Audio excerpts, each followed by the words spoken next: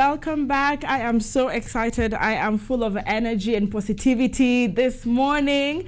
I know that Kenyans love Kenyans.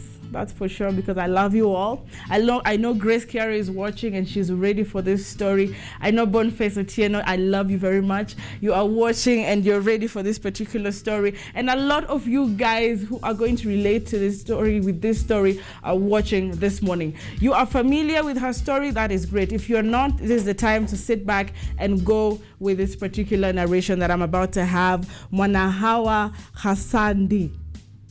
Jina imekuwa ngumu. And she's smiling. Sijui ananicheka. Nimejaribu. Yeah, you really tried. So I'll remind you to use your mic. Karibu sana. Nimejaribu. Yeah, you really tried. So it is Mwanahawa Hasandi. Yeah. You have to insist on the KH Hasandi. Hasandi. Yeah. Not Kasandi. I was telling Boniface that earlier, and instead of Hasandi, he was saying Hawa. No. How are you, Mama? I'm fine, thank you. It's good to see you. Good to see you too. Nimeona nywele zako karibu nirushe. I thank God.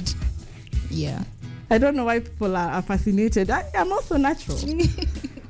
And I'm glad. Yeah, I'm glad to be here too. I am looking at your strength and I'm thinking, is everyone going through something on those streets as strong as you'd look this morning? You know, because they say, be kind. Everyone is battling something you know nothing about. Yeah. Just, you are here for a reason. Sure. And we're talking about mental health. And when you look at the poster we had for you, we wrote religious scars. Yeah. So I'm going to be very specific this morning. People don't talk about it. People shy away from it because people do not want the contention and tension that comes around that particular kind of scar. Yeah. What is your story? And first, before we start, please, habari ya watoto. They are doing great. Shout out. Are they watching on phone or just say, Mommy loves you? Just say hi to the babies. Hi, Gracie and Praise. I really love you guys, but right now they're in school. But I believe they'll watch later on. I believe it's going to be on YouTube or something. I really love my babies. They are the reason as to why I am here today. They are the reason as to why I'm pressing on. There is the reason as to why I'm a strong woman. Yeah. Beautiful. Yeah. All mothers watching this morning, I know you felt that for a moment. I also felt it. So welcome to the show. Thank you. That kind of energy. Let's go into the story. Yeah. This strength we are having today. Ilitoka wapi? Because there must be a story behind, Hawa. First and foremost, I just want to thank God for His grace. If it were not for God, I don't know where I could have been today. Because let me tell you the truth. First, let me just go in when I went to the hospital the first day. Yes. We went, the two of us. There is this lady I saw. I pitied that lady. Surprisingly, when they saw me, they pitied me because I was weak. And when I saw them, they were weak. How many years ago was this? We started from the hospital point. Yeah, these were 2 years back. I just want to tell people the strength that God has given me. Yeah, when I saw the lady, she was weak, they pitied me. But later on, after 1 month, I came to realize the lady passed on.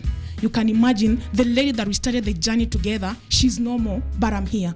I have the reason to thank God and to thank God for the grace. Most people usually wonder how do you survive with this kidney disease? The strength that you're having. Let me give all the glory unto the Lord God Almighty. Beautiful. He is the reason as to why I'm having this strength. Yeah. Most people don't believe are you sick or something? But I'm sick. I know, just hold it right there. I told you, I didn't even introduce her condition because a lot of you guys, if you check the poster, I was expecting somebody all week and we needed as life support. Having been diagnosed with the kidney, problem, they call it the end stage renal failure. Yeah, end stage. End stage. If you hear end stage for humans, that is very, terrifying. Yeah, sure. But look at her. How many years with this disease? I've been with this disease for 2.5 years. Okay. Yeah, I've been on dialysis for all those years. All right. Now, before we get into the disease and the dialysis and the expenses, let's hear her story because we're talking about mental health. Yeah. Something got you to this disease. Sure. Just share a bit of your story because somebody thinks it's when you don't eat right, Somebody thinks it's when you are drinking too much alcohol. No. Someone thinks it's when you are engaging in so much unprotected sex. No. But what was your story? First and foremost, like I can say I'm Mwanahawa Hassandi, daughter to the late Violet Musanga and Iddi Faraji, who passed on in the year 2020 at around July. I was born a Muslim, but later on I converted to Christianity due to some reasons. Yeah, and I can say like I was raised up by a stepmom. Okay. The journey wasn't easy. Being brought up by a stepmother, I can tell you guys for sure, it is not easy. And that is the reason as to why I say that I'll just stick with my kids, because I know the pain, the anguish, the stress of being raised up by a stepmom. Okay. So like I can say like my family members, like they didn't imagine why is it that Hawa converted to Christianity. Like my dad was asking, my daughter, you were raised up in a Muslim. Like they're Muslim, all of them. My grandpa, my grandmother, everybody's the great grandfather is a Muslim. So they were wondering, Kwani, what pushed you to like converting to Christianity? But I had my own reasons. I think if God gives us time, one time I'll come share the reason as to why I decided to convert to Christianity. Sure, we're looking forward to that. Yeah, yes. But I just want to say that I don't regret converting to Christianity. So far, so good. I thank God for everything. Yeah? Conversion to Christianity with my family, there was a rejection. I remember there's a time I called my papa when he was alive, just like missing your dad, you want to talk to your dad, having problems, you want to talk to your papa. Dad says no. It's like he has written me off. I remember like there's a day I went home. I just wanted like seeking for blessing. You know, parental blessings is very important. Yeah. We should not ignore this. So when I went there, my dad like the reception was no good. Was this after you got your first child? It was after I got my second child. Okay. After I got the first child, I went. The reception was good. Now problems started when I got the second born child. With the same man? With the same man. Okay. Because my dad had an issue. Why are you having like 2 kids and I haven't seen this man? Who is this man who is with my daughter? Like I have a right to know the man who is with my daughter. And I went there. It's like my dad was so mad. He told me like, no, blessings don't come just like so easily. You need like to amend your ways. You need like to correct the wrongs that you did. I told my papa like, yes, Papa, I acknowledge that I've done a mistake. For sure, I was receiving the convictions. What you've done is not right. What you're doing is not right. So even I was just sharing with a man like, hey guy, we need to go and like make things right. I feel that we are not on the right path. So at this point, the mistake was not the changing to it wasn't Christianity. It was having the child. He told me. Okay. Like he called my brother. The brother is called Bakari. Bakari, come here as a witness, and I will never ever forget that day. Like Hawa, he spoke in Swahili. Okay. Hawa ni mtu mkubwa, amefikisha miaka 18, ashabalege. Ana ile uhuru wa kufanya kile ambacho anataka. Okay. About religion, I've got no issue. Okay. The issue I'm having with Hawa is how can he stay with the man and I've never ever seen this man. Okay. I acknowledge that and I said, yeah, Papa, I have done the wrong thing. I delivered the message to the guy, but the guy was like, he was not like willing to amend the ways. His reasons? I don't know the reasons. Even up to date, I don't know the reasons. I cannot tell the reasons. Yeah, but I thank God for everything. So I think the mistake of that man made my dad to be more furious with me. Yeah, it's like alienda akafufua yale makovu, ile kidonda ambayo ilikuweko ile adini.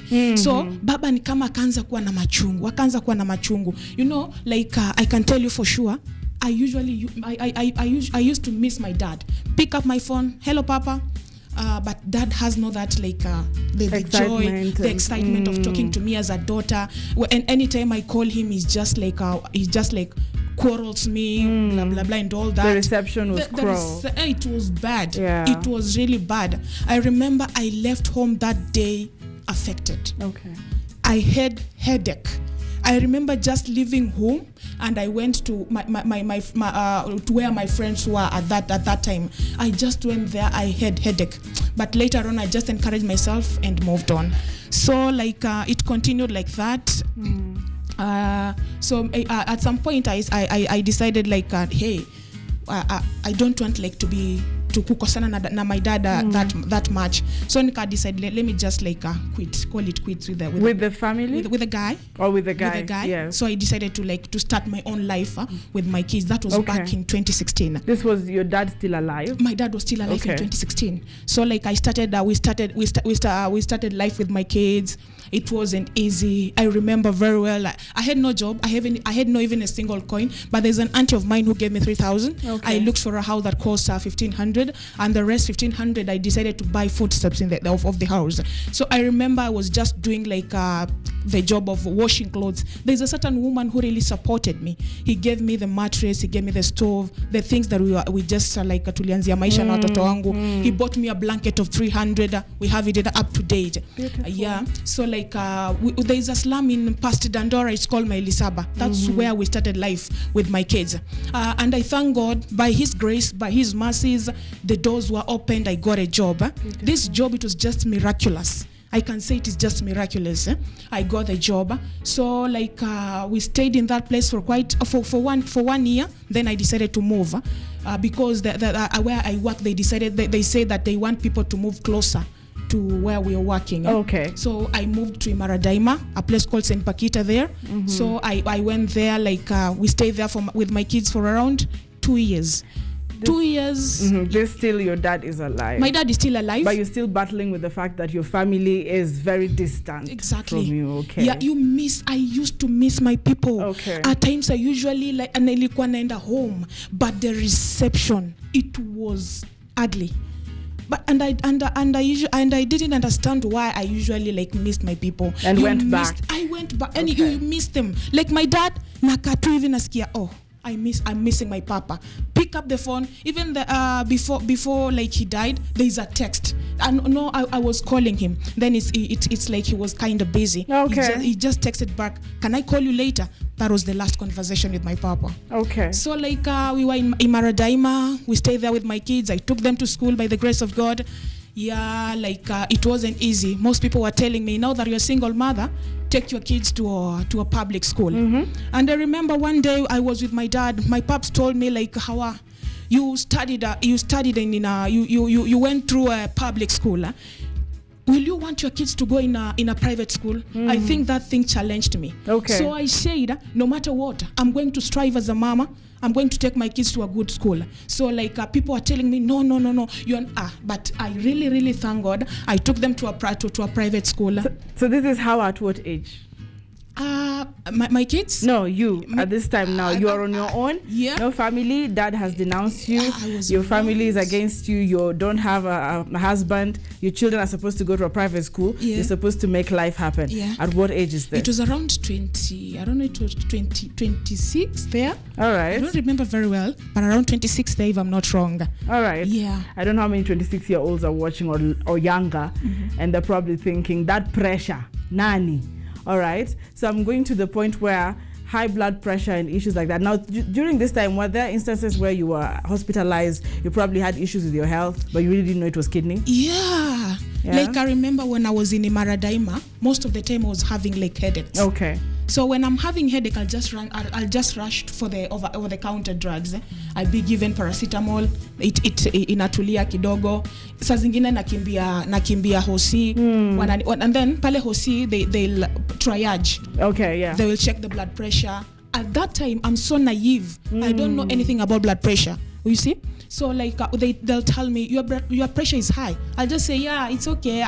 It's usually like that because I don't know anything about blood pressure. I don't know the dangers of blood pressure. Yeah.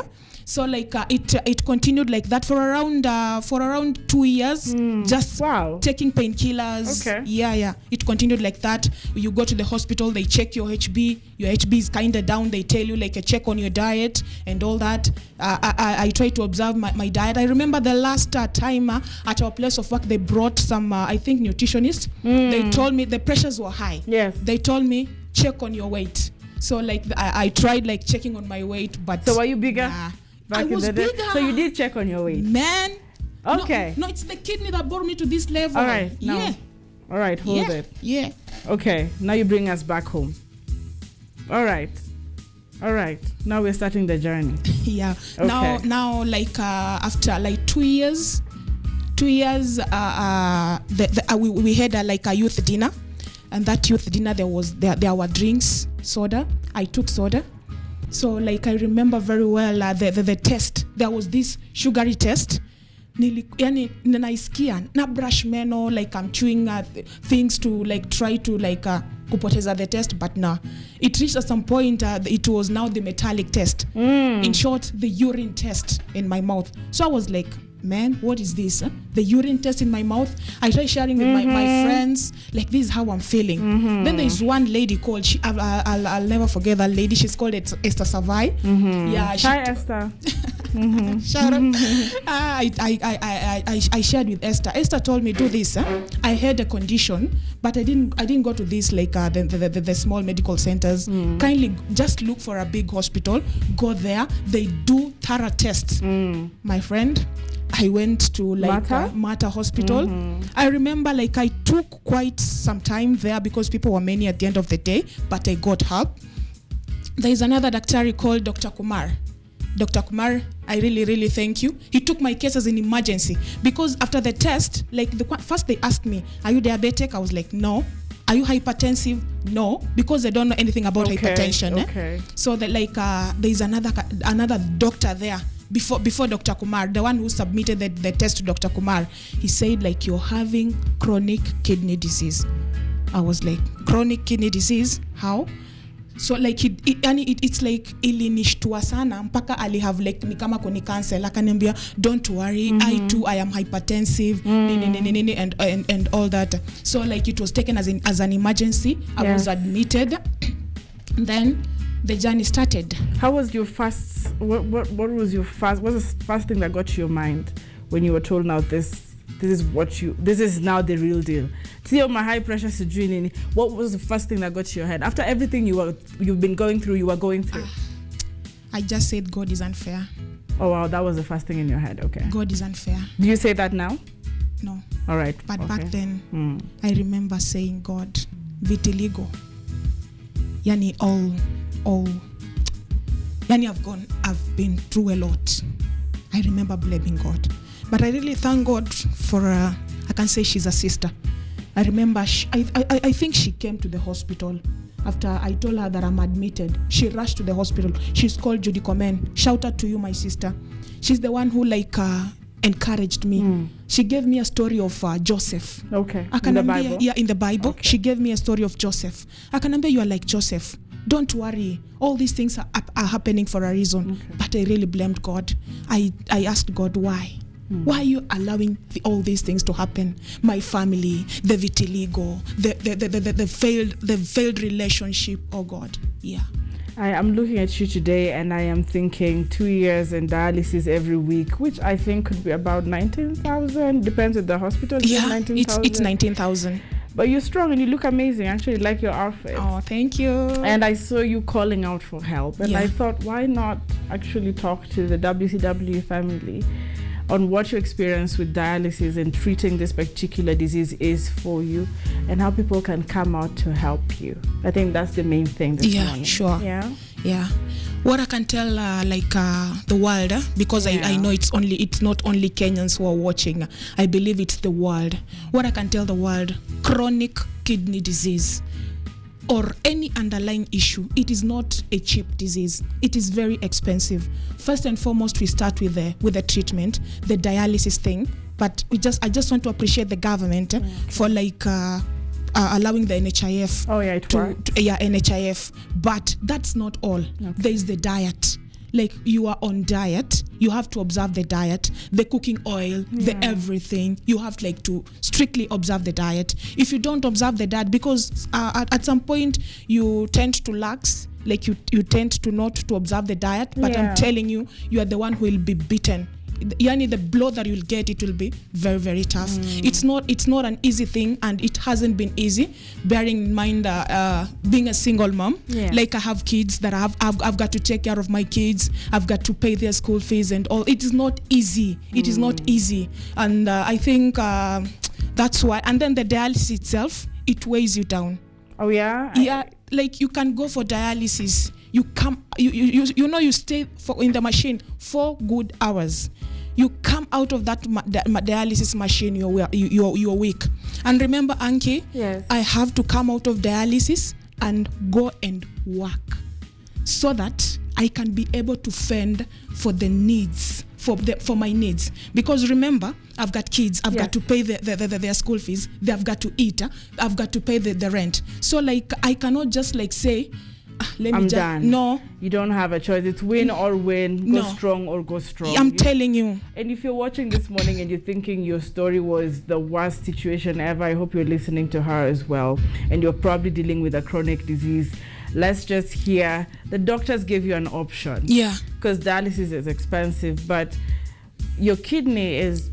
They are not functioning. So you need a transplant. I need a transplant. I'm actually still wondering how she's... Even my dad when he was alive, I remember I have a brother who's studying medicine. He went to my brother and asked my brother, is it true that a person can have kidney disease and still like walk and still like live and sit down and talk like this? Yeah. A lot of Kenyans are saying, Ankey, yeah, we need medical reports.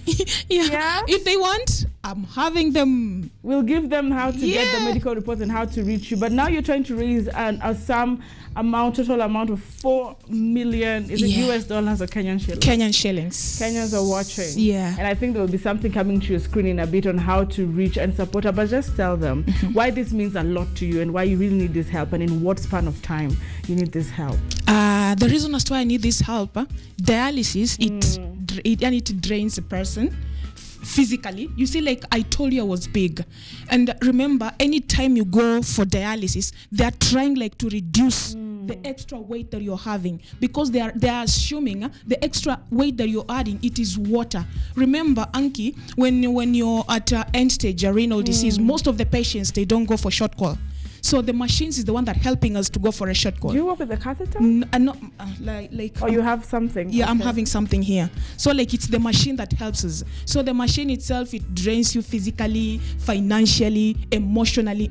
I remember there is a day it was so sad for my son. I remember my son told me, Mama, I wish you get well. I really miss the times that we were going out together. And ananiambia like uncle, now look. You are going for dialysis. You have no time for us. We cannot go out together. I really felt my son. Every day, when he sees me, like today he has told me, today is Wednesday, dialysis. I said yes. So it affects your social life. Is dialysis day. Today is dialysis day. Yeah, like after this show, I'm going for dialysis at the Mater Hospital. Yeah, so like it drains you, like all that. It affects mentally. You cannot like travel to go to like a far place, because like yesterday I was talking with my grandma. She was telling me like, why don't you come to a country? I told her, no, Mama Nyanya, I cannot come because of my dialysis. So and then dialysis itself, it's not like a permanent solution to kidney disease. Kidney has got 2 options. It's either you go for dialysis the entire life or transplant. Transplant is better. So how do we help you? Like now we want to come through for you. Yeah, I'm trying to do as much as I can to make sure your time is not run over. Yeah. So you can speak to Kenyans out there and first talk to somebody who's thinking they want to change their religion and they're scared of being stigmatized, and then tell them how to help you raise this money. Okay. Those people that want to change their religion and they think that you've got fears, don't have fears. I remember one day my grandmother told me how my auntie ambia, no, usichange religion, hautalipiwa fee, though walikata kulipa fee because of that. My nyanya told me that you will suffer. Even my dad used to say you will suffer because of conversion, but inside me, just have a positive attitude with whatever decision that you're making. I remember telling myself I will not suffer, and I remember the story of the children of Israel when they came out of Egypt to go to the promised land. They didn't suffer. So if you like feel like you want to change the religion, please go ahead and do. Don't let your people, the countrymen, don't let them control you. At the end of the day, it's your life. And as they were saying, I will suffer. I cannot say, Ankey, that I've suffered. No. I haven't suffered. Beautiful. I really thank God, because if I could have, you say that I'm suffering, it could have shown, but I really thank God. God has really sustained me. If they were saying that walikuwa na wishata ni kufe, like wacha kufe azikwe na wale watu. I am not dead. I am here. And I will not die, but I will live to declare the goodness of the Lord in the land of the living. Yeah. Beautiful. I'll just take a breath as I check the feedback. I'm coming back to you. Okay. You have heard her on that part of, be who you are, choose what you want. And as we do that, I'm seeing feedback. Mtu anasema, this is Morph Senior. Seba Salimia Sana Roslyn Mweni. She was here earlier pushing in the ministry. Connie Mumo is also here, showing all the love. Toto Mariam, of course. Alisema Roslyn Mack. What an inspirational story. Roslyn was here earlier just before you. Did you say hi to her in the corridors? Yeah. And of course, I can see Jeremiah Washira tuned in from 1960. Morning, Ankey. Of course, Bree Carey saying good morning. Looking gorgeous as always. Thank you so much for sending your feedback. And of course, I am seeing a lot of your feedback coming through. I'll just, of course, go straight to Biki Sarah Njega saying good morning, hoping that I'm not late for the show. You're not. Thank you so much. Wanasema tunaka warembo. Sijui turinge. Sasa hivyo usharinga. Hujui kuringa.